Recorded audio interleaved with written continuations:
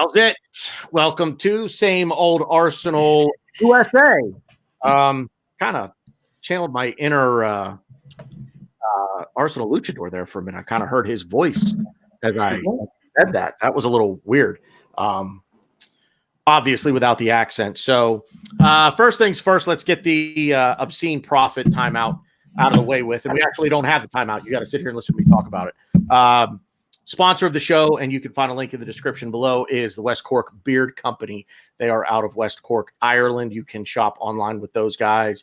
It's westcorkbeardcompany.ie or westcorkbeard.ie.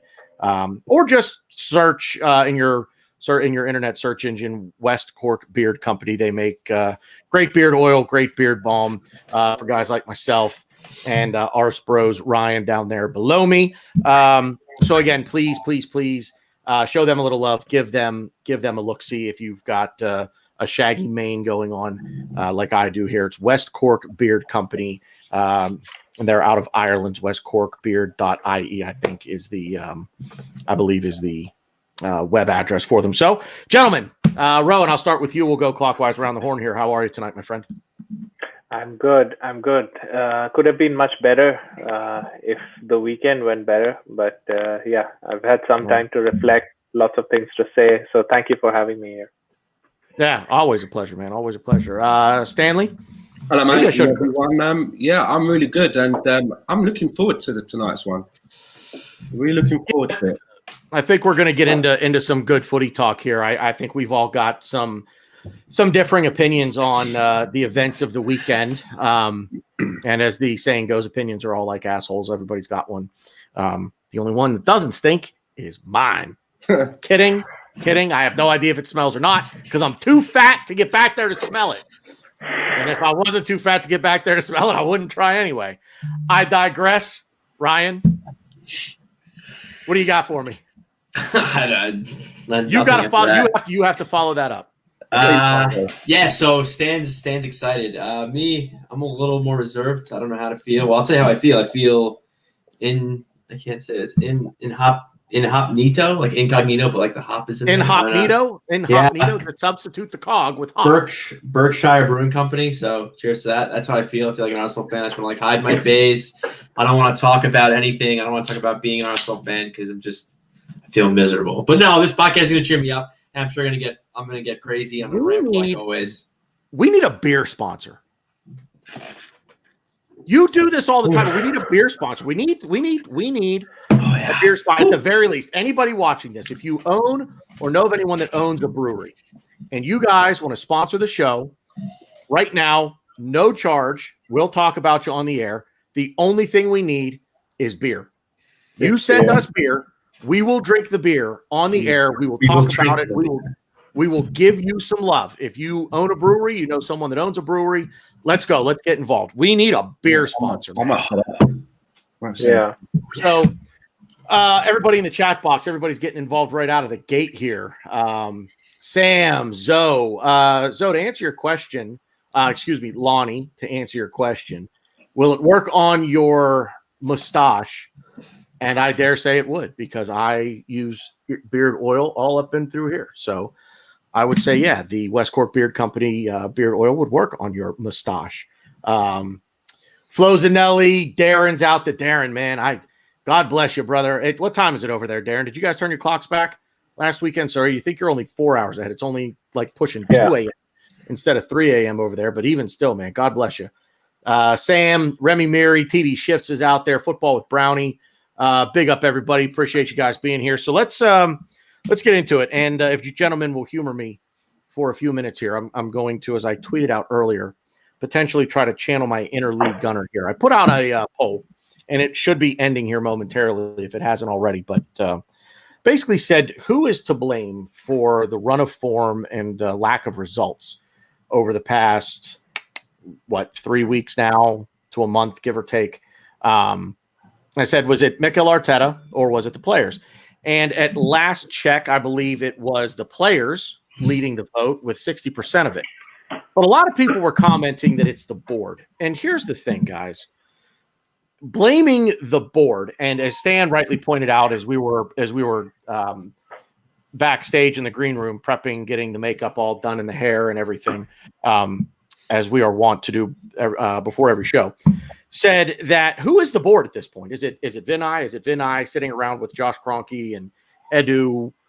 Who is this mysterious board? It doesn't exist anymore, but I digress. The point is that they don't have what do I want to say? They don't have a role to play here other than providing the players. And I think overall they've done that. This argument of they don't spend any money, that's been debunked a million times over. We've all said that they spend money, and the proof is out there. All you have to do is look for it. We spend money. Now, spending it poorly is a different matter, but we spend money. And if you're still not happy with the board after going out and getting Thomas Partey, who was by and large everybody's target, most everybody wanted him. I will say that I still think Husam Aouar would have been the better signing, but we can get into that here in a little bit. Stop blaming the board for everything. Bottom line, you guys are smarter than this. And if you're not smarter than this, then don't talk. You got to be smarter than this. I'm actually going to talk. Listen, your poll. Hang on. It's not the board. It's not the board. Oh, they've got the players in that the managers have wanted. Okay, but you said the board's spending money. Yes, I said I didn't want to talk about this, but I have to. It's proving my point, so I have to. The board is spending money. The board is spending money on Mesut Ozil's wages every week while he sits and rots in our reserves. But that's not what let me talk. Okay, I'm not saying the board is the majority to blame. They're not.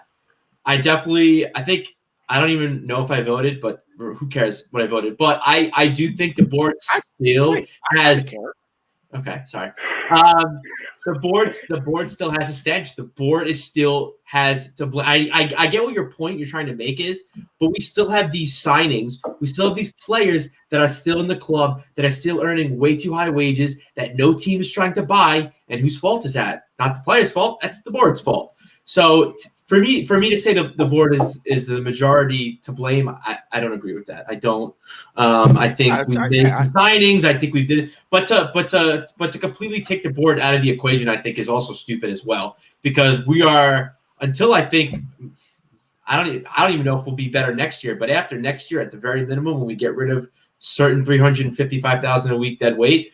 You have to have in the back of your head, you got to blame the board just a little bit, put these players on such high wages, and it's screwing up our back room. It's screwing up how we're playing on the field, and to an extent, it's screwing up how Arteta is trying to figure his team out and put us out to battle every week. Okay, so let's talk about this for a minute, the wages and everything, and Stan, we just so everybody knows here, we don't actually just come on and spitball here and like, oh, hey, the four of us just got together 10 minutes ago.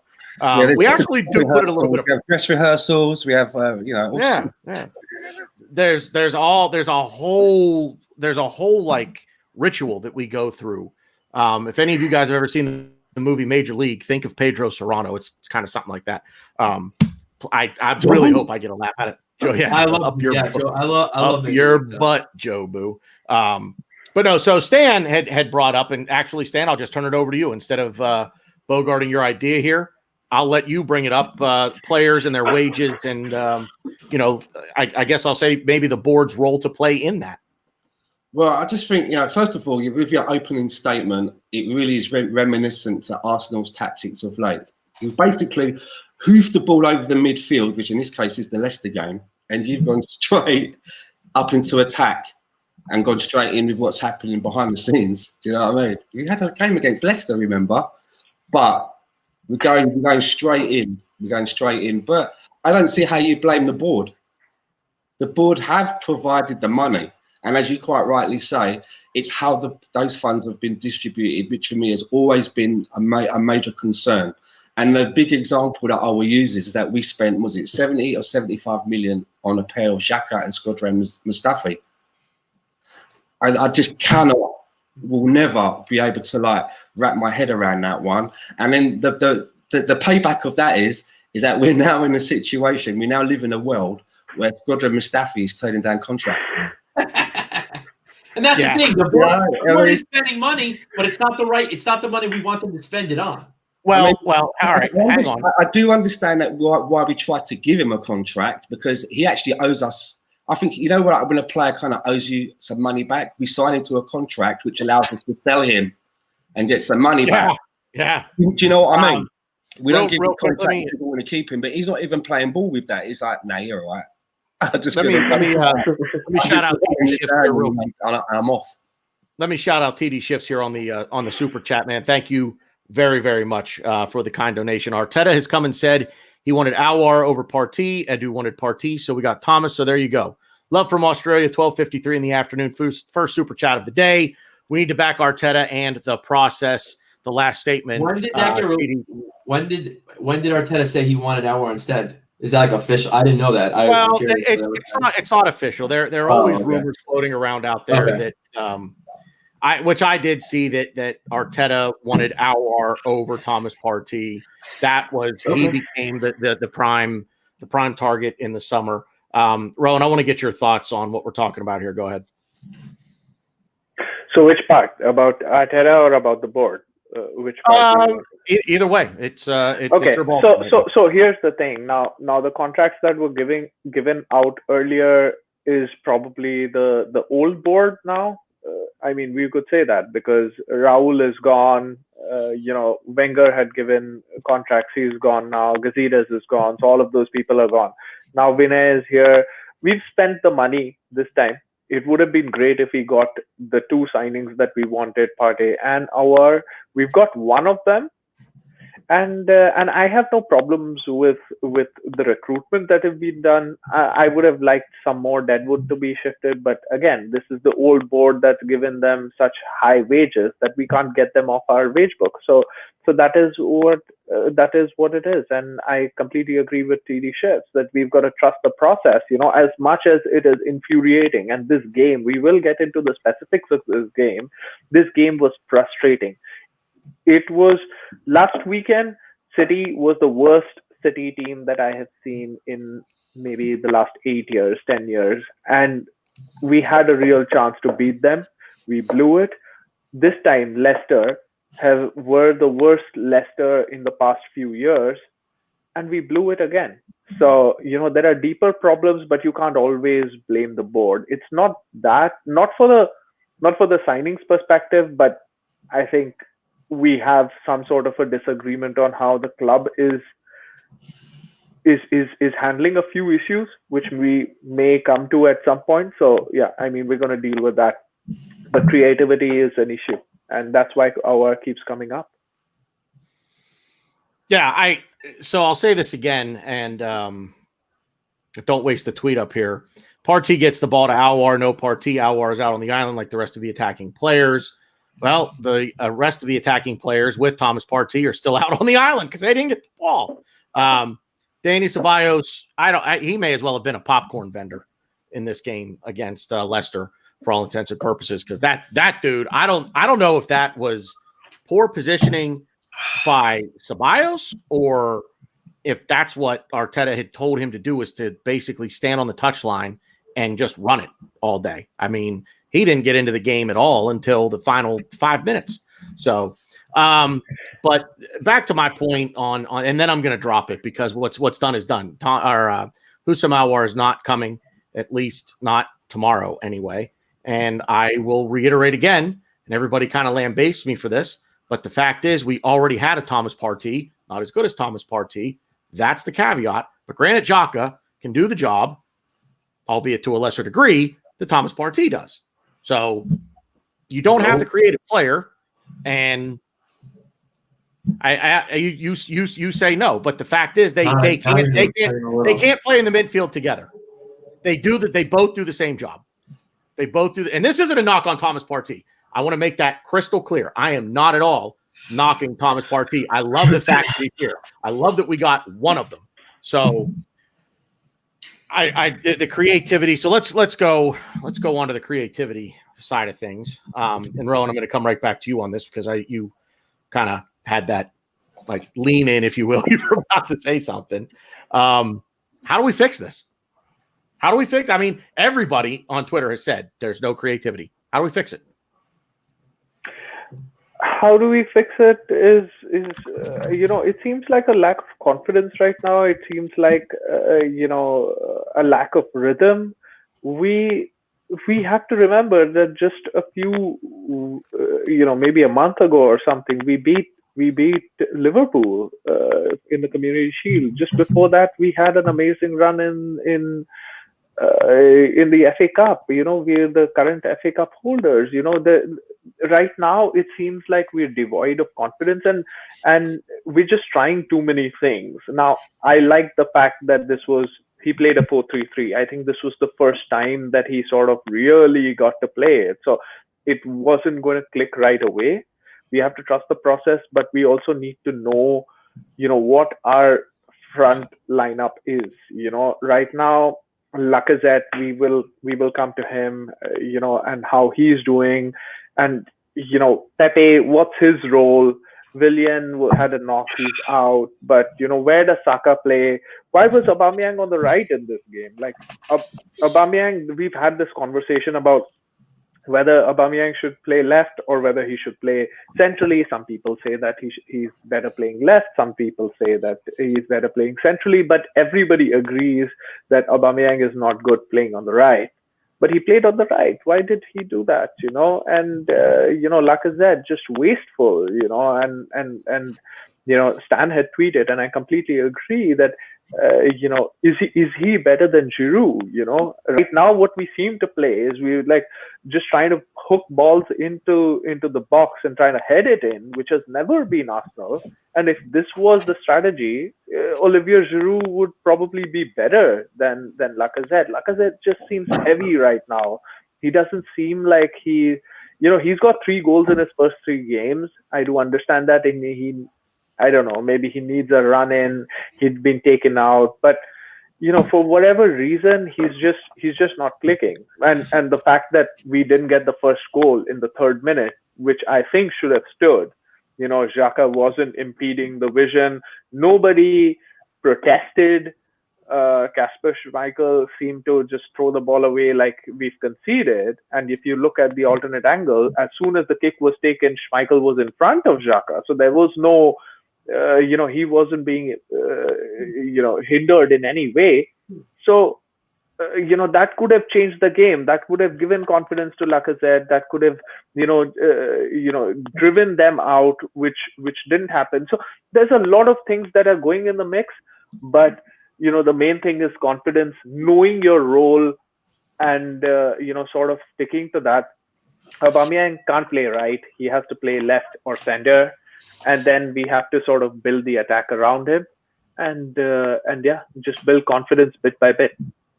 So real quick, Stan, I'm going to come to you next on this, but I want to go rapid fire, 1-word answer around the horn. Ryan, I'm going to start with you, then Stan, then Rohan. Answer to the poll, and I'll say in terms of blame, we're casting the majority of the blame because I think blame lies everywhere. Yeah. But majority of the blame goes to Arteta or the players. 1-word answer, Ryan. Go. Shit.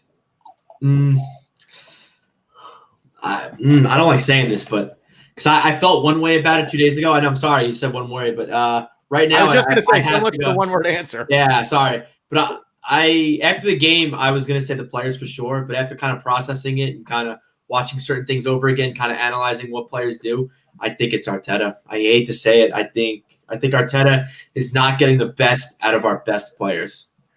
And he's more worried about the function of the actual machine than the actual parts of said machine that are better than everybody else, like the Aubameyangs, like the Sakas, like Gabriel, Partey, and all that. Yeah.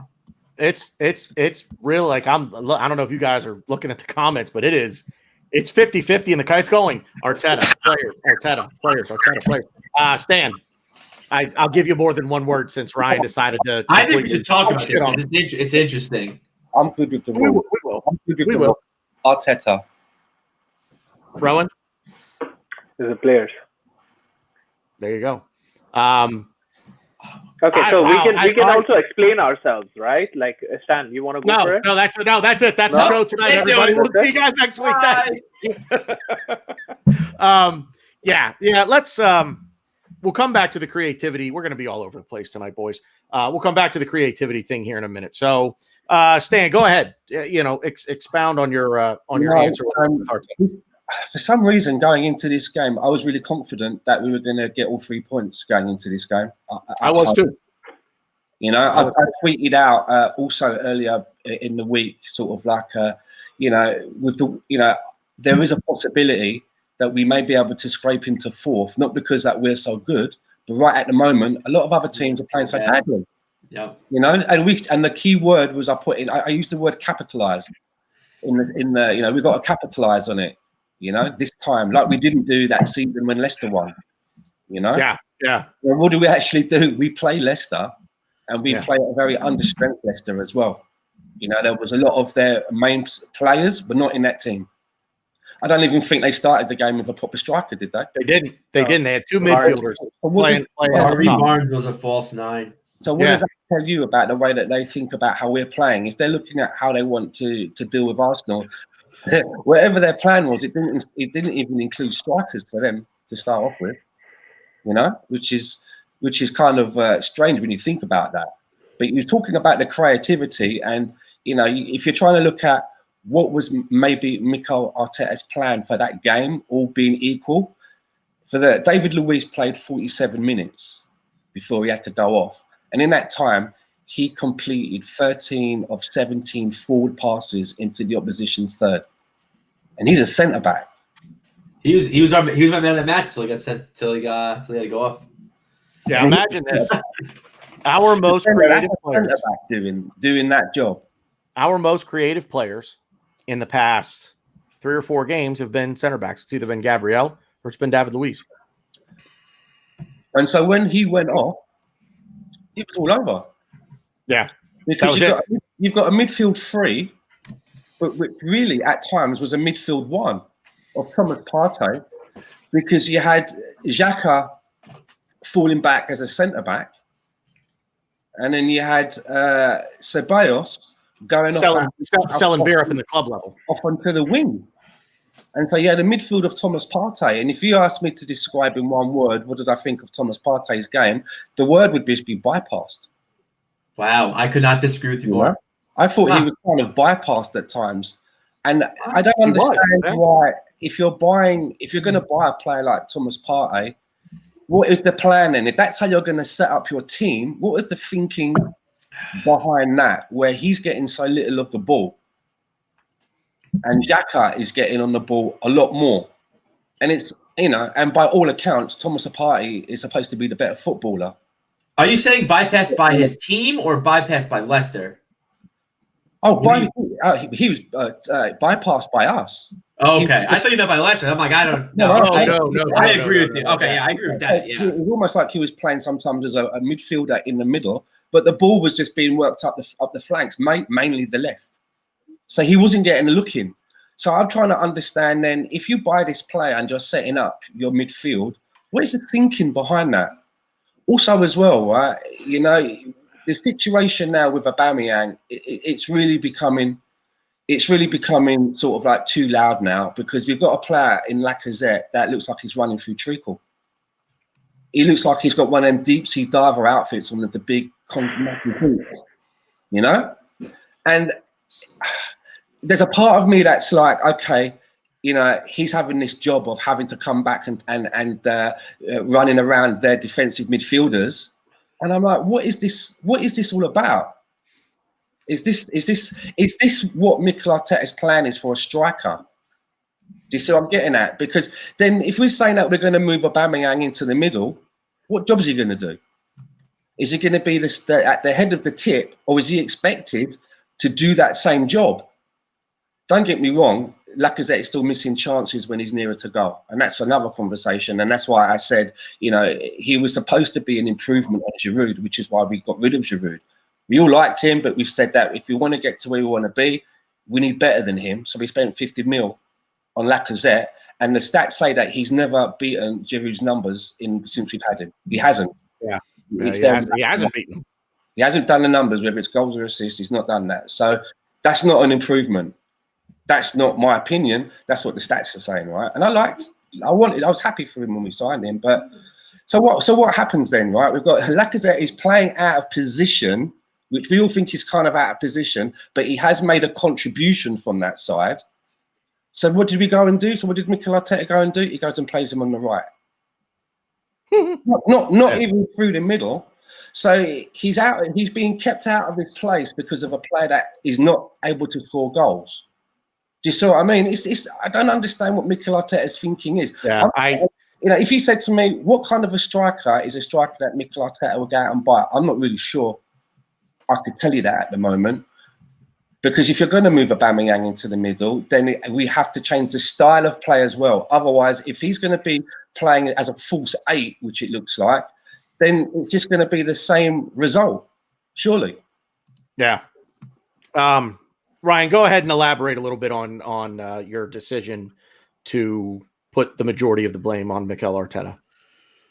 I mean, I feel bad. I kind of explained myself already. But yeah, I'm going to give you another chance. No, I know. So yes, essentially, Arteta is playing a system. Arteta has this. I'm a big Back to the Future guy, so he has like this flux capacitor. If anyone's seen that movie, he has a flux capacitor in his head, and it's only going to work a certain way, and he doesn't care if one piece is better than another. He wants the machine to work properly. But that's not, you can't, in football, that's not the case. Not all players play the same. Not all players are the same skill level positionally, if that makes sense. You know, we have world class. Yeah. I don't even know if I can say world class anymore, but we have our top players, you could say probably right now, in my opinion, are Gabriel, Aubameyang, Saka, and Partey. I think those 4 players we need to build around. I think Pepe could come into the mix. He's probably another person that I'd like to talk about later because I think he's not playing well because of the way we play. I think we don't suit Pepe, and that's why he's not playing well. Not because the price tag, he's not good enough. No, we don't suit him. If you guys ever watched him in Lille, I've watched him a few games that he has no confidence because we don't trust him. And you say, well, why should we? But again, whole other conversation. But so the way Arteta goes, he has a certain process. And at first we saw like all the inverted fullbacks coming in and midfield shoot up, the fullbacks go up, this whole thing. Oh, we see it. It's beautiful. It's a work of art. It's a free flowing tactics. No one's in certain formations. And it was great at first. And I loved it at first. But now you're running into the problem of thanks. That's my spirit animal, everybody. Mike Ertz. You can check out his podcast. I'm gonna butcher your podcast. Sorry, Mike. Not another Arsenal podcast. I think I got it. Sorry. The beer's flowing. I have 2 things to say to you. Number 1, language. Number 2. Sorry, Dad. 1.21 gigawatts. Is it 3 point? Yeah. Don't mess. You know with what's me funny? I have that beer. I could go get it, but I don't have it. It's 1.21 gigawatts. Yeah. Trust me, it's 1.20. I'm older than you. Just trust me on this. Anyways, so I just think that Arteta has this way of playing and he wants to play a certain way. And I think it hinders certain players like Aubameyang, like a Saka, like a Partey. And Coke Zero, nice. It's rough because I thought I don't really blame creativity in the Leicester game. I thought we had plenty of chances. We just couldn't put them away because it only took 1 chance for us to do anything. Ask Vardy, ask Leicester City. How many chances they have all game? 1. They've won and they put it away. So I'm trying not to curse. I was about to really go crazy, but this has nothing to do with creativity. Yeah, you could say if we would be better if we had it. Yes, I agree. If we had creativity, we would be better. If we had Messi on our team, we would be better. Yeah, but that's not the point. Point is all we got to do is finish our chances. Lacazette cannot finish his chances. Saka didn't finish his chance. Bellerin had a nice shot. He had a nice volley. Didn't finish it. So it's tough because we have creativity. Oh, that's great. But if we have nobody finishing the chances, well, who cares? I don't care if we're creating more chances. If we're not putting them back on the net, what does it matter?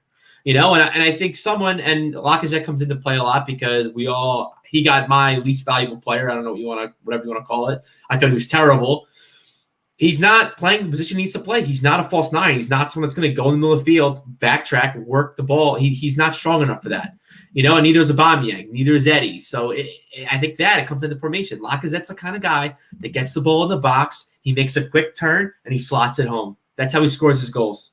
And he's not doing that because he's not being put in the right position by the coach. Now, it's tough because I like what Arteta wants to do. As well, though. I like the way Arteta wants us to play.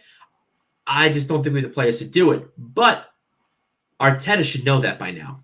And that's why I'm kind of blaming Arteta more. It's like, yeah, we don't have the players. Someone like a Lacazette I blame over Mikel Arteta. But again, I don't know how he has to see this by now. Like, Eddie's not going to do this job. Lacazzette's not going to do this job. To an extent, Pepe's not going to do this job. Or Willian, which everybody wanted. He did terrible. So I think you have to blame Arteta at this point. He's got to know what tools he's bringing to the tool shop, or the tool shed. Rohan. So, Rohan, you're the you're kind of the dissenting voice in this because you said the players. And Right. I want to make it clear that I'm not sure if I actually answered this, and I'm not going to go into too much detail here, but it's pretty close. But I would blame Arteta. I would put the most of the blame at the feet of Mikel Arteta. But Rohan, so you're the dissenting voice here. So the players, have at it. Okay. So it can't be 100% one and the other one is guilt free, right? There is some part of the blame where does the majority of the blame lie? Right, Now right. the idea why I said the players is because this was the first game that we played a 4-3-3. What were we supposed to do? You put up a comment there that we should just stop changing tactics, but everybody wanted us to play a 4 at the back. They wanted us to play a 3 in the midfield. Till now, we've been playing with 3 at the back. So he had to change that tactic. That tactic, once it's changed, it will take some time for players to get used to it. And he did the right thing by changing that tactic. It's not his fault that Xhaka gets caught under the ball. It's not his fault that Ceballos, it literally seemed like he had a concussion or something, right? Like, and the number of times he just passed it straight to the other guy, right? Like, I mean, he seemed dazed that day. He's like definitely smoked a joint or something, so seriously. So, that happened. You can't blame Arteta for it. Then we created the chance, the 3rd minute, we should have had a goal. That was from a corner. But even apart from that, I don't think, and I agree with what Ryan said, we did create some amount of chances. It was just that the last piece was not clicking. The ball just wasn't going into the net. Lacazette had another header, which he'd completely missed, which was an easier chance, actually, to score. He didn't score that. Bellerin had a good shot, actually, which got saved. There were so many times that Tierney could have pulled the ball back, or these players could have been a little quicker. That is what was required. So what really cost us the game was the players not converting that chance. There's going to be teething problems. Leicester came in with a plan to defend. They wanted to defend for 60 minutes and then get Vardy into the game. We could have killed that game before that 60 minutes. In the first half, I was pretty confident that in the second half, if we go back in the same way, we're going to kill this game off. But in the second half, we came back worse. And that just gave more confidence. But, having the goal disallowed didn't help. Our players not converting the chance. When you're on top and you don't score, that sort of takes away the confidence from you. And that's what happened, right? Like, I mean, I think that the players lack that confidence, but I don't know what else Arteta could have done. Now, Luiz was our most creative player because he's got a great passing range and Leicester was sitting back. There was no pressure on our defense. And he has that ball that he can pick out.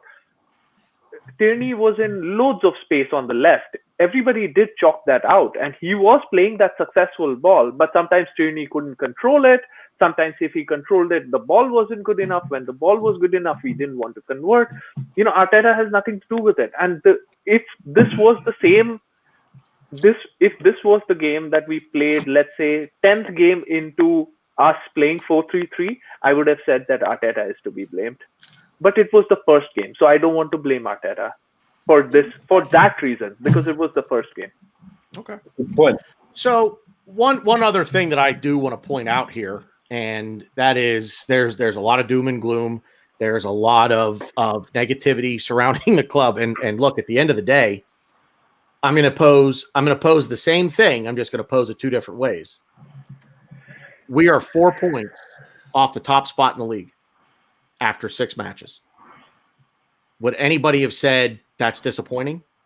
After 6 matches of being included in that Manchester City and Liverpool, and we're 4 points off the top spot, would anybody have been disappointed with that? Me, no. The typical Arsenal fan, yes. Well, I mean, disappointed. Yeah, I want to run the gamut. I want to start at the top, I want to finish at the top, and I want to see it out wire to wire. Like, again, realistically speaking, this is again. I'm definitely taking a couple tweets out of proportion here, but there's Arsenal fans that are saying we're going to win the league when we sign Partey. So you got to figure, there's fans that demand excellence. So the disappointment is not. I don't think the disappointment is about the points or about how far we are from top spot, but the disappointment is that is the last 2 games that were there for the taking. We haven't had a big scalp for a long time, right? And especially an away win. This was the time that we could have done something to City. This was the time that we could have beaten Leicester. That the opportunity that has been missed is the one that hurts. Let me answer. Go ahead, Stan. Like this, Tanner. We've played 6 games. We've won 3 and we've lost 3. Right. Do you think that's good enough? No. Is that a good? See, no. And that's the flip side to when I say we're 4 points off the top spot. Therein lies the flip side of that. Yeah, but we're where we are in the table, not because of our own doing. We're where we are in the table because we've had a lot of help. Because a lot of which is have had some unpredictable results, right? Whether it be draw or should have won and so forth. I mean, it always seems to come back to with this club, with the exception of a few games here and there throughout the course of the season and I'm not talking about just this season, but in years past, whether it be Manchester City, whether it be Liverpool, whether it be Chelsea, whether it be United, I hate to say whether it be the scum, but these clubs at one point in time or another over the last 5 years have been better than us. And so as a fan base, I think we kind of go into that thinking, okay, look, if we can nick a point here somehow, I'll take that. All of a sudden this year, and what it comes down to is by and large, we as a fan base are disappointed. We're not a bad team. We're a team that underperforms, constantly underperforming. So is it, again, it comes back to, is it the players? Is it the coach? The players we're a club that constantly underperforms. So the flip side to we're 4 points off the top is, but we're 3 wins, no draws, 3 losses, and an 11th place in the table. So as Stan said, through no doing of our own, are we actually not that bad off? It's because the rest of the league is there's just so much parity across the league right now with everybody. I mean, Liverpool are in a world of hurt because now I think Fabinho's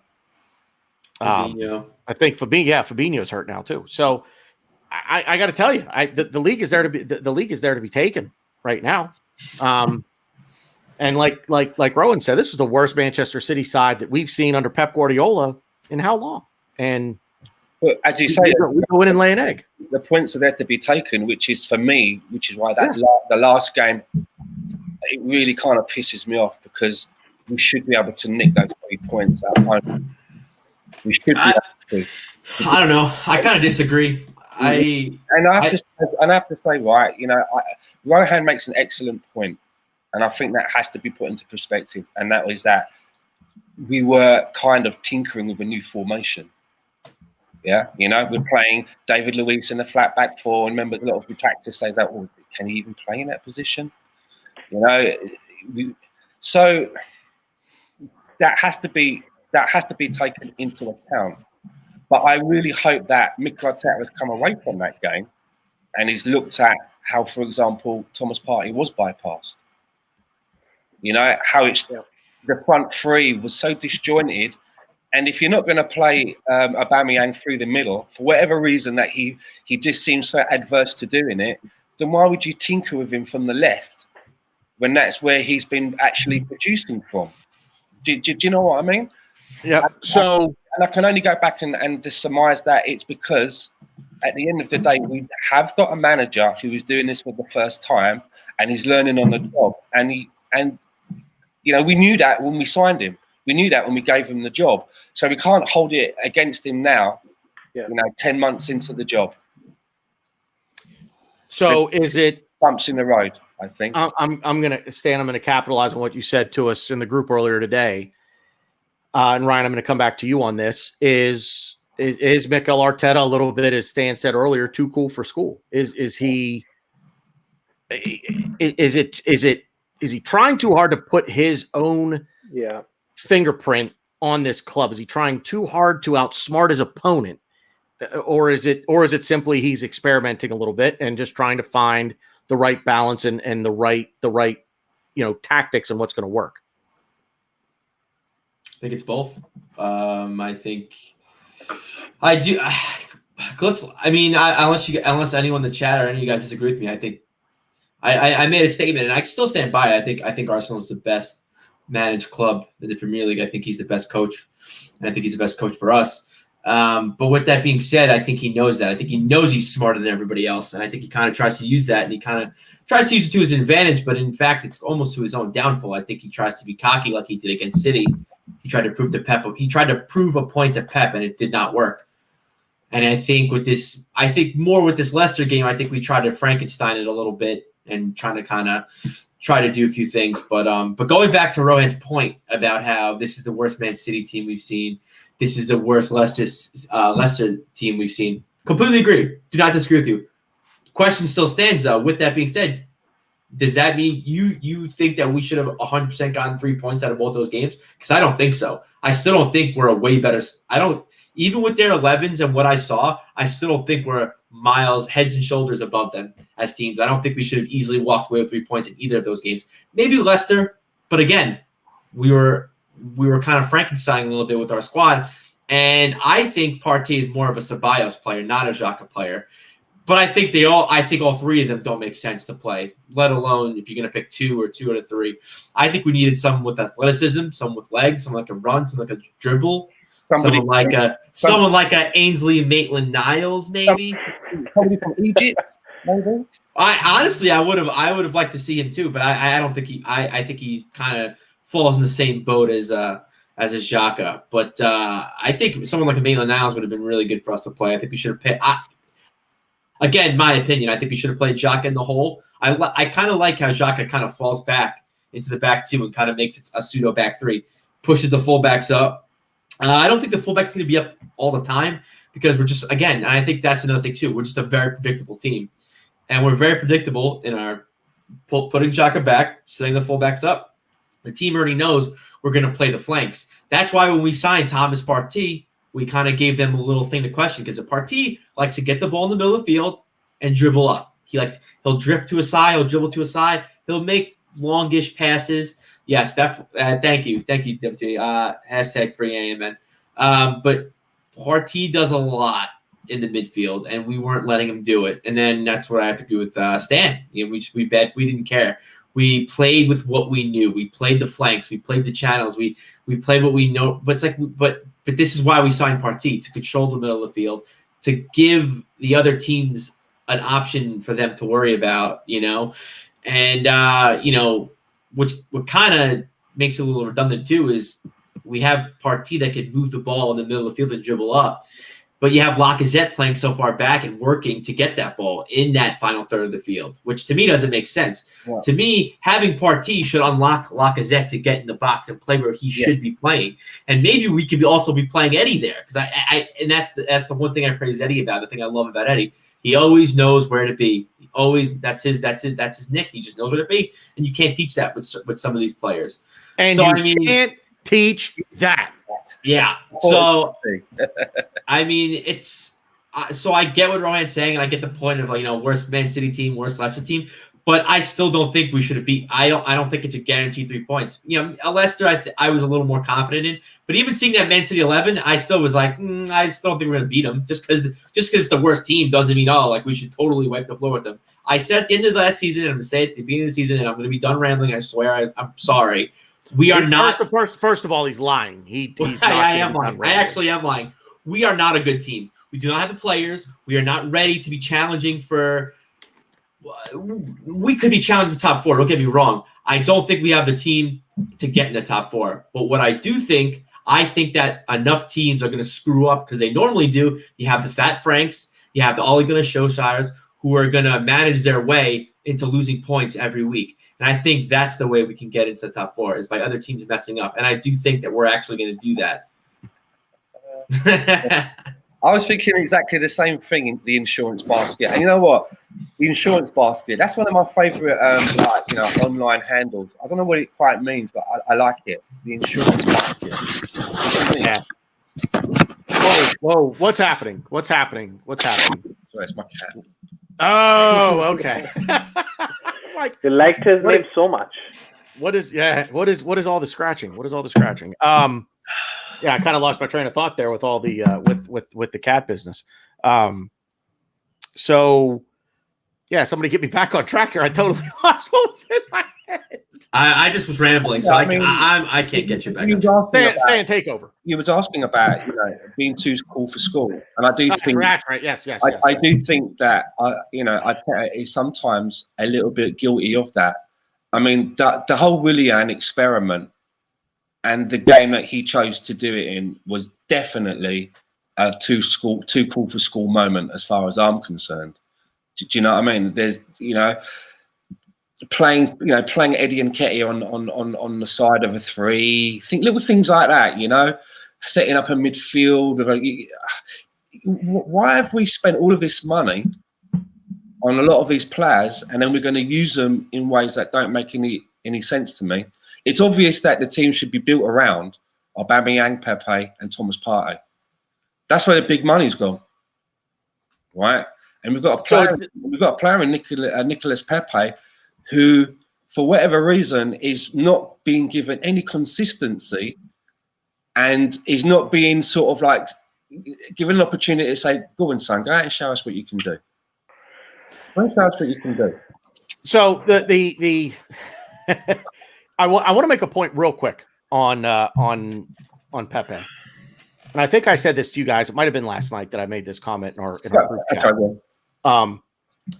The biggest problem that is going to plague Nicolas Pepe throughout his career at Arsenal is going to be the fact that he was bought for £72 million, and he's just not a 72 million. He's just not worth that. He's just not worth that. So that's not his fault that he was bought for that kind of money. That's not his fault. He's probably, I would say, a £40 million player. That's what we've seen so far. Now, if he gets a lengthy run of games and proves me wrong, I'm all for, hopefully proves me wrong to the degree that he's worth the $72 million that we paid for him, not the other way. But that, I think, will be his biggest thing. I think people look at the price tag, and to sort of compare but contrast, look at Mohamed El Neni. Nobody rates Mohamed El Neni because he only cost £5 million. So, well, that's okay. He had a few matches earlier in the year where I was like, he could have been man of the match. Yeah, but he can't be man of the match because he's only worth £5 million. Snobbery. That doesn't mean anything. The price tag. That's snobbery. What's that? That's just snobbery, and I see a lot of that. It's snobbery. Yeah. Wenger said it with, I believe it was Rob Holding. Because he only cost £5 million or whatever it was, he must not be any good. But here's Nicolas Pepe. We paid £72 million for him, and it's like, and he's not any good. Well, which is it? Can I just come in here? It just seems to me that when you're hearing about what the plan is supposed to be, I thought that we'd gone through the stage of getting what I would call experienced players, your Liechtensteiners, your Bulgarians, players that were kind of older. But if you look at what we're doing now, right, we're bringing in players like Willian, and he's getting in the squad when he's fit ahead of like a Nicolas Pepe. What's happened to the trio of Willock, Ainsley Maitland-Niles, and Reece Nelson? Are they all dead? Yeah. What's happened to them? So it seems that if you look at how the team is actually being set up, he's trying to put in a lot of what he would consider experience. Is being sort of stuffed in there a little bit, because there's a lot of the youngsters. You could even put in Emil Smith-Rowe, who's no longer is on loan and is making the bench. but those 4 players are not getting a sniff. I'm not saying they should or they shouldn't, but I'm just trying to look at where Mikel is in his head and what do you know what I'm getting at? Where he's going with all of this. I'll say this: You know, the 4 Nicola players you just seems to come on to give somebody a rest. He'd rather go with this player or that player and shuffle the people around in their positions to accommodate it, rather than saying, you know what, I'm going to try you in this role. You're going to be playing here for a while. Let's say you get on. Do you know what I mean? We're going to put you in here. You know, and also as well, he'll play and have a good game, and then you look to the next game, and he's not starting, and you're thinking like, are we going to try and build off of that? I mean, it cost us 72 million for fuck's sake. He came in and he played on the left, Pepe. Yeah. What was that about? Like, I didn't get it. Like, Aubameyang playing on the right doesn't work, and then when Pepe came in, we still didn't switch. Too cool for school. You've got Aubameyang playing on the right. For whatever reason, they've got to take off that guy that you've put out on the left, which is Saka. Is it the natural thing then to put Aubameyang back in the position where he's had a lot of joy and put Nicolas Pepe in his natural position? That is what I call a too cool for school moment, for sure. All right, so I have a question for you guys. I have a question for you guys. I probably won't get the answers I want, but I don't really care. Who do you guys think is the better left forward, Aubameyang or Saka? Saka. Rohan? Saka. On the left wing. Yeah, or left forward doesn't matter. Left forward, left wing doesn't matter. Yeah. I mean, if Aubameyang's playing center, then No. It's true. Just that the question is who's the better left forward, Saka or Aubameyang? Nah, it doesn't matter where anyone else is playing. Just who's the better left forward. I think at this moment it's going to be Aubameyang because he scores more goals. That is why. Yeah. So he scores more goals. I think Saka. I mean, have we just forgotten that he scored 4 goals in Wembley to win us the FA Cup from that left-hand side? Saka is great. I love Saka, right? But the catch though, when he's on the left, he doesn't stay as a left winger, does he? He doesn't do anything. He comes in centrally a lot. Which is why, in my opinion, he should be playing striker. Saka should be playing on the left. Pepe should be playing on the right. If you want to play Willian as the number 10, or you play, AMN and Partey and Xhaka, and somebody has to run in between the lines. The problem was nobody was running in between the lines. There was nobody picking up that pocket of space and on that half turn and seeing whom they can release. Everything was in front of them. Banks of 5 and 4, and we didn't have any idea of what we wanted to do. That is the problem. And it just like, see, we have been predictable for a while. You remember the Wenger days, right? You could tell what the 11 was going to be. You could tell that we were going to play a 4-2-3-1 formation, but we scored. Like, I mean, in his last few years, we did become a little less exciting than what we were, but we were always creative. We were still scoring goals. We were still, we had games in the season where we thrashed some teams 5-0, things like that. But now it's not happening. It's not happening. Over the last few years against Manchester City, again, another stat to be damned. They've beaten us continuously like 7 times or something like that in the Premier League. Manchester City 7 times, 8 times, 6 times, something like that. It's absurd. And the stat is something like they've scored like 20 goals against us and we've scored 2 or something like that. It's absurd. We've scored only 2. We've had like 3-0, 3-0, 3-0, 1-0. We're not scoring those goals in these games. Why are we not scoring it? Because people are not playing in the right position, because we don't have that runner in midfield. Somebody said it. We don't have that Ramsey who's going to make that run into the box. So play Saka in the middle or play AMN in the middle, whoever. It has to be dynamic. People need to make runs. That's how you will confuse the players. If you're just the same player standing in front of the defense, they're going to have joy. They can defend that. It's easy.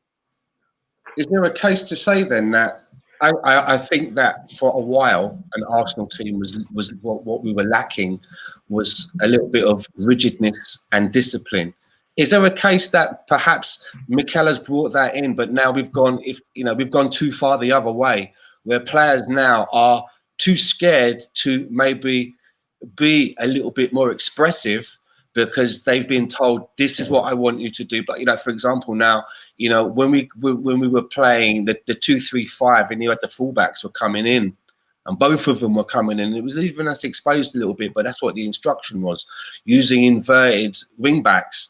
Are we at a stage where we're so rigid that it's too rigid, and constantly the players, if they do a foot wrong, they've got Mikel barking at them now from the touchline, and there's no crowd to muffle it. You know what I mean? He is constantly directing, and we do seem a little bit more shored up at the back, but have we gone too much the other way? Yeah, we have. Now the stats say, right? Like we are conceding less goals. We don't get humiliated, but we're not like, again, it's becoming a bit like, I don't want to compare it to Emery because that was a real dark phase, but you watch this game to sort of forget about what's happened during the week, and you just like concentrate on those 90 minutes. But right now, the way we're playing, it's so pedestrian that I want to, like, even when the game is going on, I just like find myself fiddling with the phone or doing something like that. I'm not engaged, because there's no concerted pressure, and the pressure will only come if the other team is going to put pressure on us. If there's no pressure on us, we're not going to exert any pressure, and it's just it's just all going to fall to pieces. This was the game to be to go that 3 points ahead, because there are going to be games when we play well and we sort of won't make it, and we just didn't capitalize on this one. Can I just ask this? Well, you mentioned Emery, and I just wanted to, I put it into our group earlier. There's a stat that's going around, which is basically Emery versus Arteta. And they're looking at basically the first 26 games played. And okay, I saw a podcast today on 101, and they sort of like looked behind more than the stat itself. But if you just look at the stats as they are, so they both played 26 games with this stat. Emery 15 wins, Mikel Arteta 12. Unai Emery 5 draws, Mikel Arteta 6. Unai Emery 6 losses, Mikel Arteta 8 losses. So the win percentage for Unai Emery is 58%, and for Mikel Arteta it's 46%. Goals scored under Unai Emery, it was 53 goals. Under Mikel Arteta, 40 goals. Goals conceded. Under Unai Emery, that was 37 goals conceded. Whilst under Mikel Arteta, it's 28 conceded. And then you've got shots. Under Unai Emery, there were 317 shots. And under Mikel Arteta, 247. And then you've got the possession. 57.6% possession to Unai Emery, 52.1% possession to Arteta, and that's only for Premier League games, not cup games or Europa League or anything like that. Yeah. So see, I mean, I think I said this before. There's stats. There are lies. There are damned lies, and then there are statistics, right? So you will always have stats which sort of favor someone. Emery was at the end of his reign because he had just run out of ideas. We knew that he had run out of ideas, and the team wasn't going anywhere. So that was his problem with Arteta. There can be progression. He's taken the team down from the dumps, and he's taken us forward from there. He's done really well. He's won us the FA Cup, which is a trophy which will count. It's it's going to be there in the history books. They're going to see that we have a trophy. It's shiny. A lot of teams don't know what shiny trophies are like, right? But we know what it is. Yeah, so we're gonna So that's great. I mean, I'm not. You don't have to like sort of single anyone or point anyone out, because not every team wins anything. There's only like 4 trophies, and only 4 teams at max could win it, and we're the ones who won it. And people can look at their balance sheets and be happy, but at the end of it, 10 years later, nobody's gonna remember what their balance sheet was. So that aside, the reason why Emery lost his job because there was no progression. Here there is progression. New team, new formation. We have to start getting our act together. That is what the worrying thing is, right? Gone are the days when we were sort of letting go of our biggest talent. Now this is a new force to be reckoned with in terms of Aubameyang, the one of the hottest prospects in the world. He signed with us.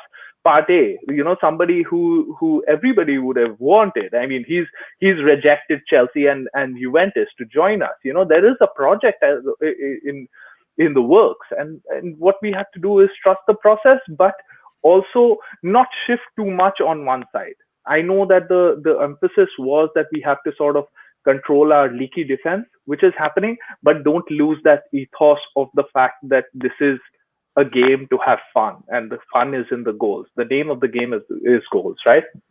And let me throw a little monkey wrench into the whole stats that Stan just recently read to all of us. I think Arteta has vastly improved the culture on the club, and I think he's changed our mentality a little bit. I don't want to say fully 180'd it, but he's brought better culture to the club. I think he's helped our mentality. I think we're more prepared in the 90 minutes, I should say. And we know what we want to do on the field. Is it the right stuff to do? Do we have the players to do it? That's a whole different argument.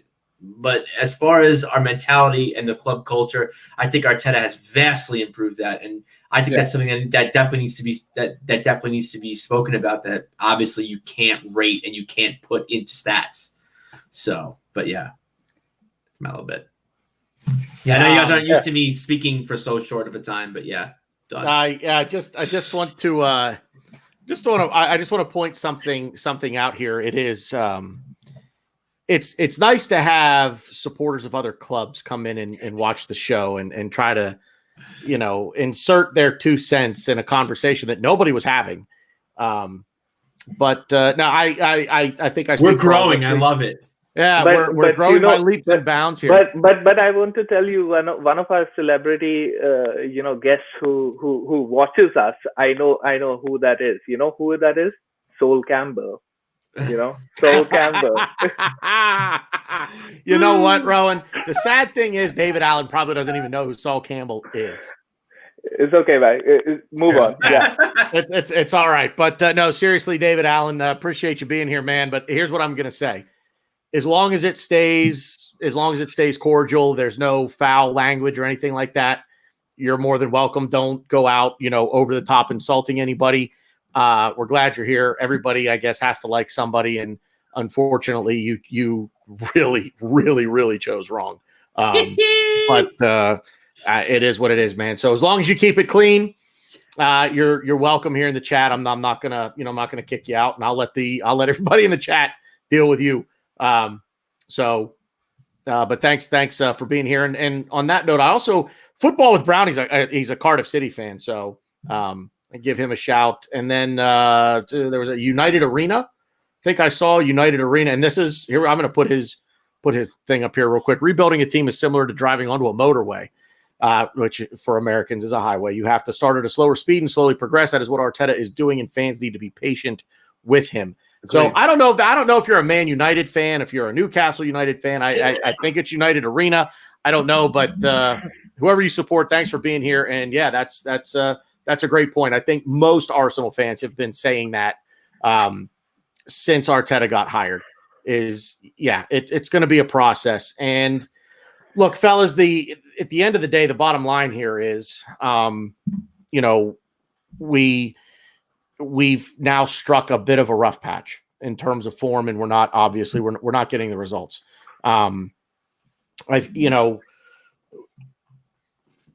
I think it is a bit of Arteta sort of experimenting and sort of seeing where are things going to work? Where can I put this player here? Will it work? I really think if we had, and it's to a degree, it's a bit of a moot point, but I'm going to make it anyway. If we had that water break that we had during the restart, where you got 2 minutes or whatever it was, and you could sort of change things around a little bit, I think you'd see a lot more. Yeah. I think we'd be better.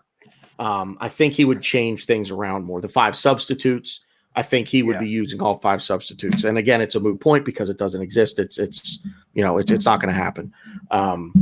But so Stan, you had a bunch of stuff, man. I want to give you the stage here to kind of bring some of your stuff up. I know I'm the host of the show, but I'm really just eye candy here. That's all. I thought there were some positives as well that we can take away from the match as well. And I thought that both of our fullbacks had very good games. I thought the crossing from Tierney was really good. There's something about Kieran Tierney. He is able to move the ball up. He's never going to go 1-on-1. We all know his move. He kind of like knocks it past and then runs around, but he's got a very good crosser of the ball. But I tell you what, Gabriel, like this young guy that we bought for 27 million, whatever it was, he's 22 years old. Thank you, United Arena. Yeah, United Arena, Ryan. That you could put 50,000 pounds up there. He's still not going to like you.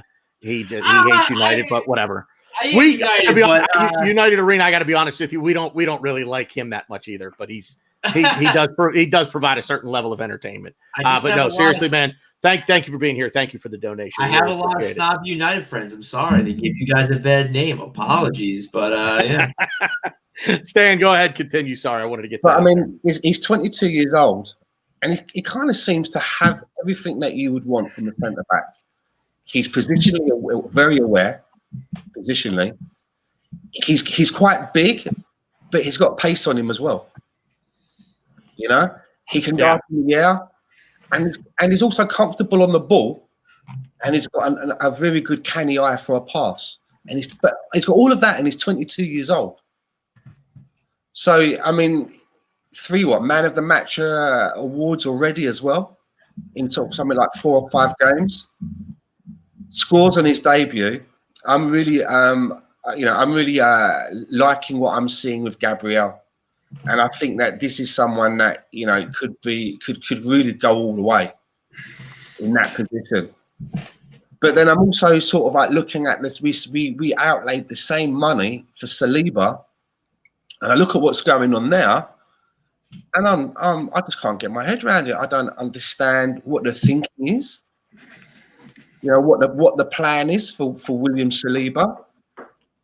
It looks like really bad mismanagement if we've somehow are pinning our hopes on getting him out on loan and not using him by registering him in some of the other competitions. But now it kind of looks like it's a bad phrase to use, but it looks like we're stuck with him. I think his case is weird. I think there's something that we don't know. I mean, we do know about his mom passing and him. Probably he's having a tough time, That person, But I just found out yesterday that, do you know what his nickname is in France in the media?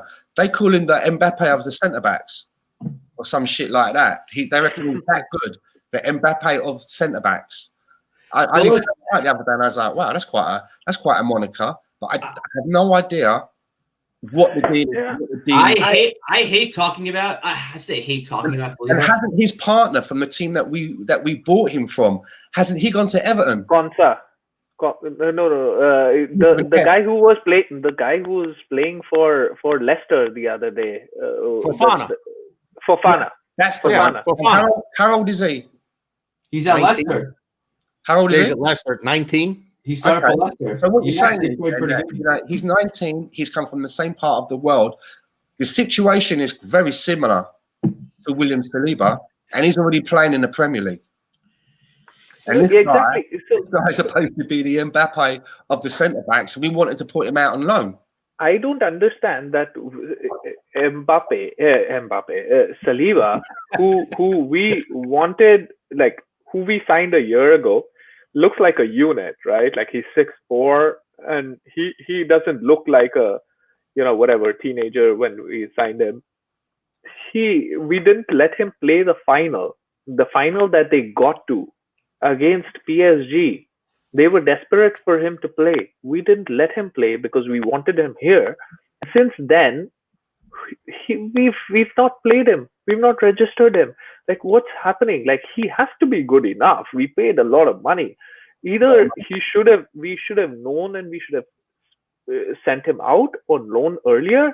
But I mean, this one has left me confused, because if we had an option, okay, I'm gonna ask you guys something. Okay, if let's just assume Saliba was registered for the United game, would you play Gabriel and Mustafi, or would you take a chance with Gabriel and Saliba for Manchester United away? I'm playing Mustafi. I can't believe I'm saying this. I'm playing Mustafi. Well, I mean, it's tough. It's tough because it's what I know now. I know he's having trouble. I know he's having trouble setting in. Why wouldn't if you wanted to go out on loan, why wouldn't you just left him in France, grieving near his family at the club that he was, for another half a season? And as I said, I think it was last week, surely the better plan would have been was to not even discuss putting him out on loan, because we're now his second family. We're supposed to be his family, right? Send him home on a month for compassionate leave. Forget about football and ease him back in. But have him registered so that maybe in a few months' time, after he's grieved, after he's done training, a couple of under-23 games, we can start easing him in and giving him a taste. Because as you say, again, this is a lot of money that we've laid out on this guy.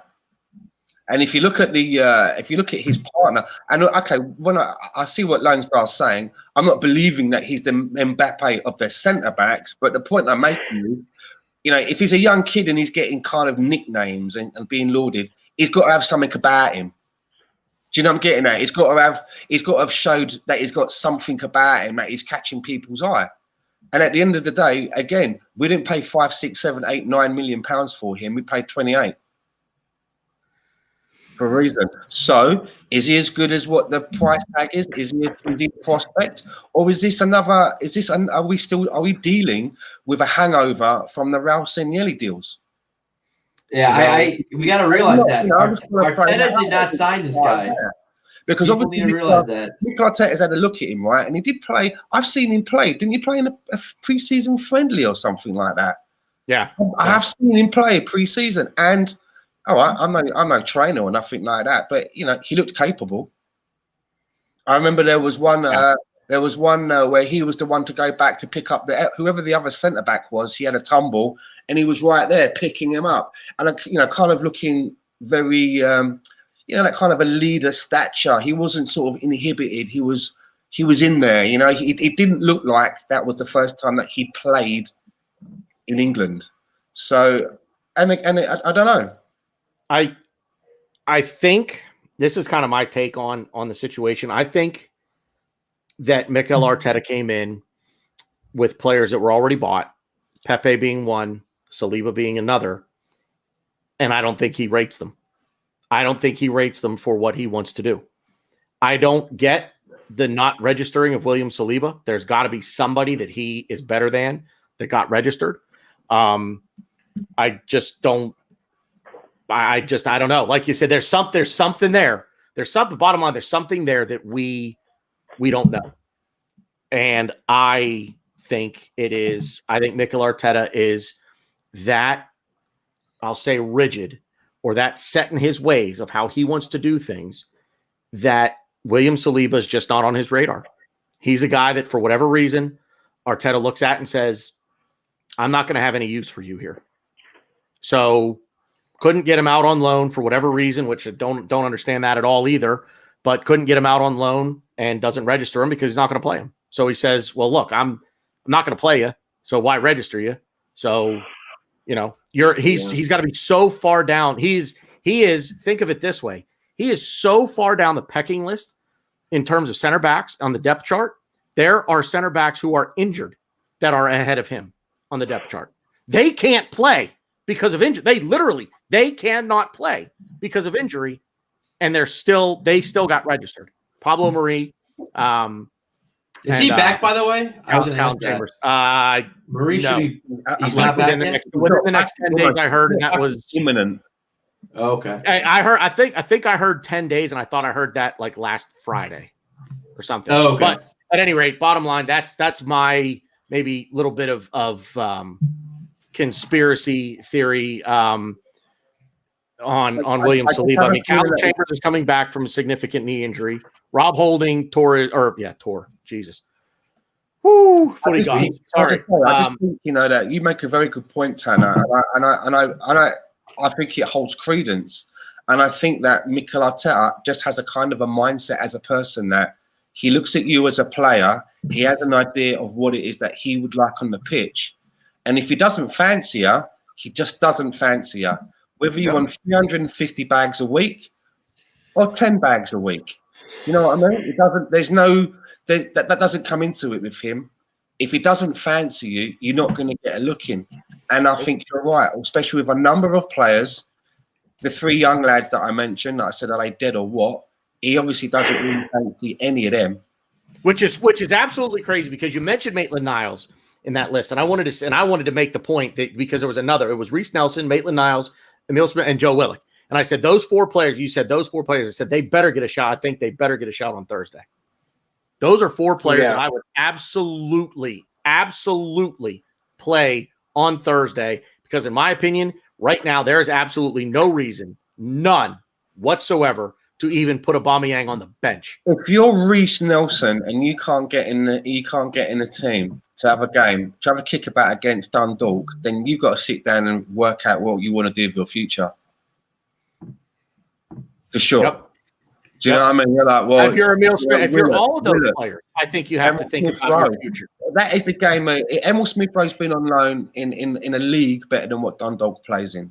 Surely this has to be a game where he's blooded. Surely it's a game where he's blooded. Let me ask you: are they really blooded in this game? Balogun, I would have. Even if he's just in the match day squad and you play Eddie up front and maybe change them, surely this is a game where you show some players that you're interested. You know what I mean? A little bit of reassurance. I don't know how long Willian's going to be out for. I haven't heard the extent of the injury. It's a bruised ankle. So I don't know the extent of the injury. I would say that if Willian is able to go, if he's able to play, I'd play him on Thursday. Only just to sort of regain a little fitness. I wouldn't play him the whole time. I would go Eddie up front. I would go Reece Nelson out on the right. I would go Joe Willock and Emile Smith Rowe in the midfield.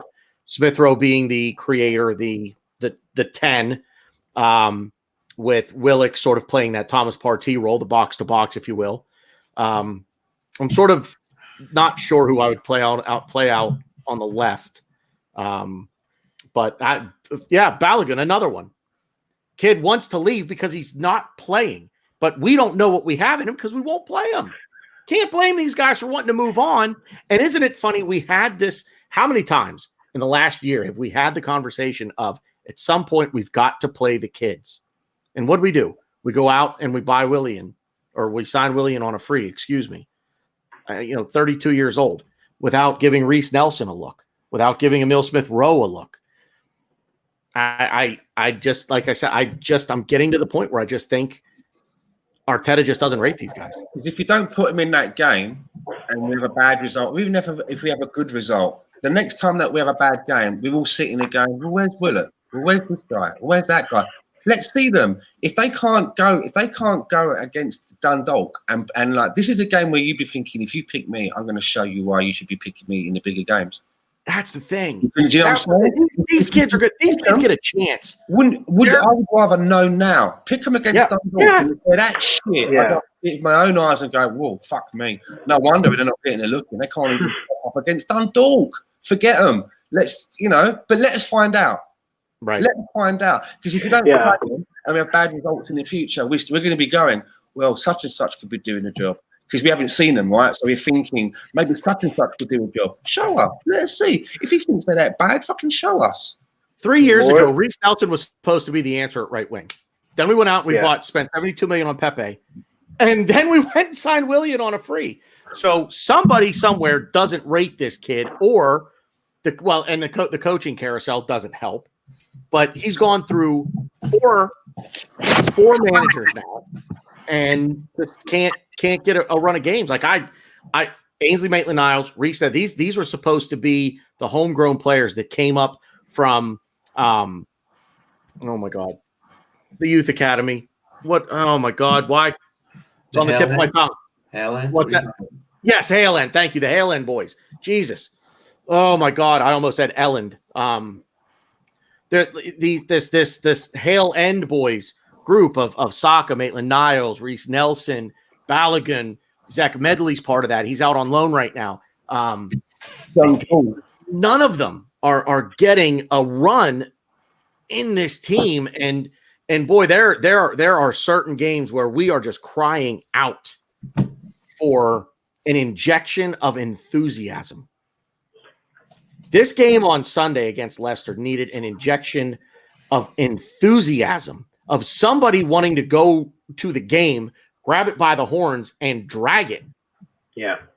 These young guys, like Stan, they maybe a Guendouzi. Sorry, I had to. I'm sorry. It was so set up perfectly. To an extent, you're right, Ryan. To an extent. Yeah, I mean, I do. I really hate that you brought his name up because he's still on my. He's still on the naughty list. We don't have a Maverick in our team, and I think that our Maverick in our team, it should be kind of, I think, Pepe. He looks like he wants to do it, but he's not being. He's not giving a lot of consistency. I feel like the conversation sort of going this direction, and I want to go back to a comment that Ray had earlier, and I'm scrolling up the comments right now trying to find it. So bear with me here a minute. But basically, I believe that Ray said, have we paralyzed basically our attack? Have we gotten to such a point where we're now so disciplined? And I've said this before, we want the discipline at the back end. That's where you need to be disciplined, is on defense. Offensively, we want these guys to be creative and express themselves, and they're just not. It seems like maybe Arteta has said, nope, you go here, you go here, you go here, and that's it. And if we don't get you the ball, tough shit, we go again. I kind of want to get your guys' thoughts on, are we have we paralyzed ourselves in the attack? Here it is. Is this a season to gel a future team, or are the stakes so high now that our team is paralyzed with fear of losing? So it's not quite what I thought, but are they? You get the point, though. Are we? The problem is that we're not creating enough, and I'll be very quick on this. But that last game, I think we did have a lot of chances. The chances were being created. It was the people that were supposed to finish those chances that were unable to. Yeah.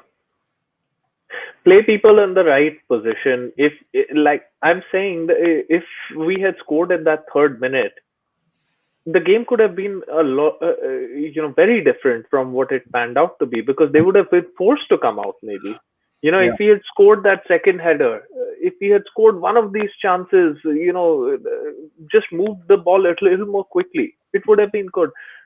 I was a lot more angry just after the game, because I really think even now that we threw it away, this was a game for us to win.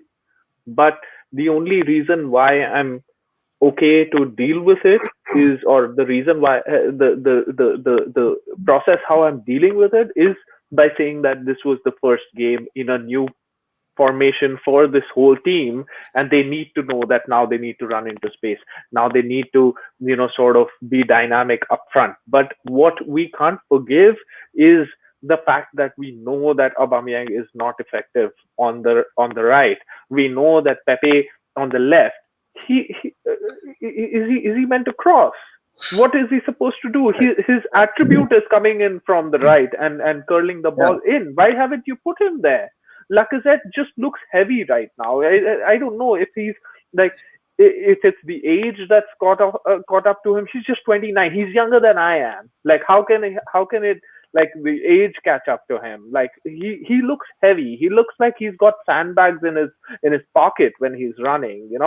He needs to like shed a few pounds, I think. Like, I mean, I'm not even sure what's happening. So people need to play in the right positions. We need to take our chances. We need to do the basics right. The defense is now going to sort out itself. Gabriel looks assured. David Luiz was all right. If we have to play Mustafi, it's fine. Now I we have to do that. So Gabriel needs to lead Mustafi and sort of, have him go in the right direction. But we must remember that we can only win games by scoring goals, and that is by having the dynamic attack. Man United have played a drab, boring 0-0 with Chelsea, and they very much play that with us as well. And knowing our team, we'll get sucked in the end, thinking that we sniffing behind a winner and just get caught in a counter attack or concede a penalty. We don't need that. You see, I see that last comment where it says, we've gone back to our old ways of what we used to do under Emery and Wenger. But the thing is, there's a lot of players that didn't play under them. So what's that all about? I'm getting at. That's what confuses me. I wondered that myself. That's what confuses me. I look at it sometimes, and I'm not dissing the comment, because I look at that and I think, I've seen this before.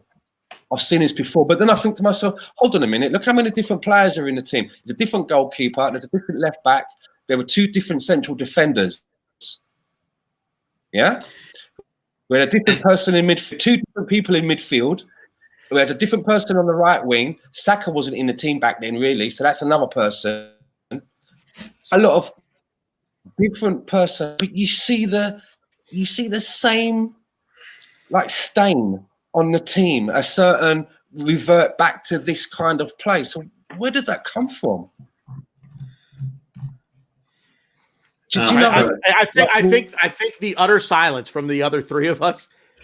That's your answer. No, I was going to wait for the finish because I wanted to. This is one that I went to the pub to watch, and I said to Mike after about let's just get into the first half. I said to Mike, this is going to be one of them games I fear, where you're going to see some night put it in the back of the net, and then all of a sudden they'll score one. He said to me, yeah, and it will probably be Jamie Vardy that will come in and score it. I mean, all right, and Stan, again, Stan, let me interrupt here, guys. I mean, I'm not going to Stan, hang on. Guys in the chat, I ain't going to sit here and tolerate being called fat from you. All right. So knock it off. Yeah. I'm sorry, but get the fuck out of here with that. So if you want to come in here and call people fat and everything else, you can go do one. I'll tell you what, if you think I'm fat, I'll give you my address. You show up and this fat ass will whoop yours. So, and then I take it as a compliment. We're getting so much stuff in here, and that makes me feel good because that just means we're hitting a lot of buttons and we're getting famous. And people from other clubs and other walks of life are coming in here to watch us. So honestly, thank you. You want me to leave it? You want me to leave them in? No, or should I kick them out? I'm not saying that. I'm just saying we've had a lot of interesting people come into our chat tonight, and I chalked it up as us slowly becoming famous. So if TMZ wants to get a picture of my, you know what? We've never kicked anyone out before, but we may as well kick him out. They'll have one. Just kick him out. We've never used that button before. Let's see if it works.